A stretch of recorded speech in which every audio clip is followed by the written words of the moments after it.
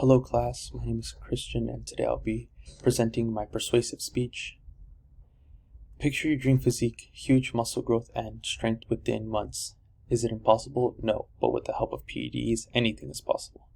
Today we'll be going through the complex layout of PEDs, acknowledging their potential benefits in certain aspects while also showing the dark side, the risk, and the consequences that demand our attention.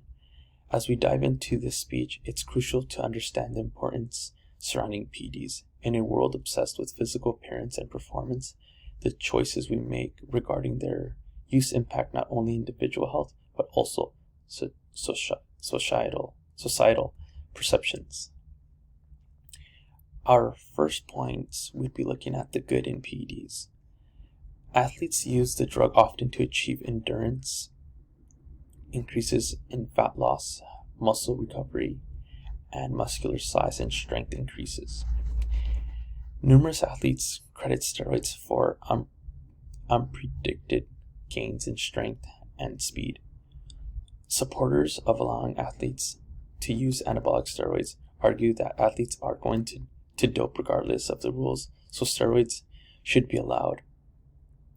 That allowing steroids could bring excitement to boring sports, and athletes using steroids doesn't lessen but may increase the entertainment value of the sport. Furthermore, athletes use the drug willingly to increase alertness, competitiveness, and responsiveness, with also weight loss.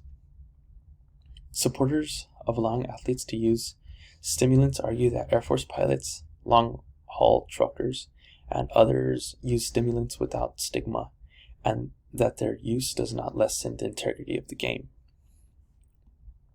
Moreover, HGH is naturally produced by humans to control how the body grows in adulthood.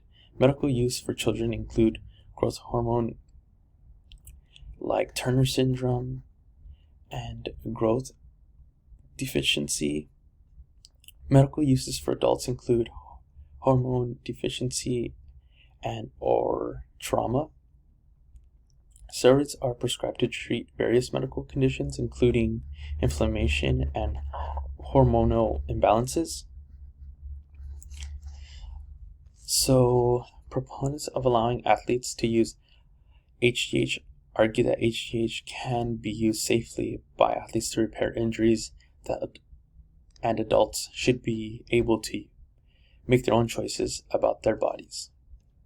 EPO can be used medically to treat anemia among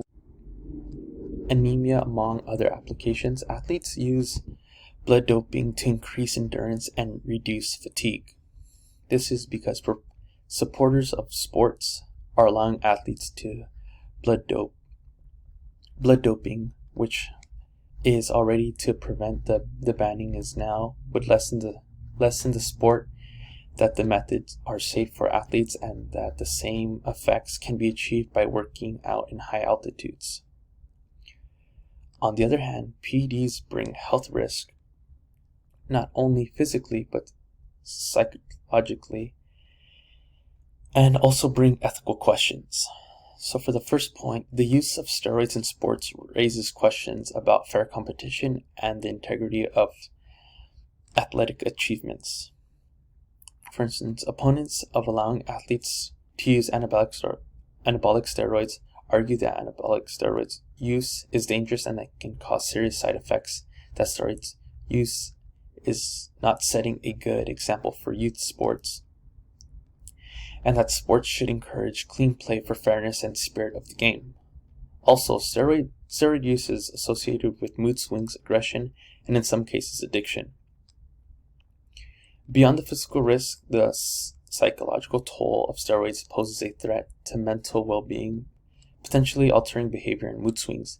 This is often seen in bodybuilding. There's been multiple cases of bodybuilders that use PEDs often either die of physical health or just simply hop off a steroid or PED because of the mental toll it takes on them. Overall, the debate over steroids is far from black and white. While reorganizing their potential benefits, we also must acknowledge the risk and ethical consideration that that accompany the use of steroids, the decision to engage with steroids should be informed, cautious, and rooted in an understanding of the broader implications on health, society, and principles that govern fair competition. Thank you so much.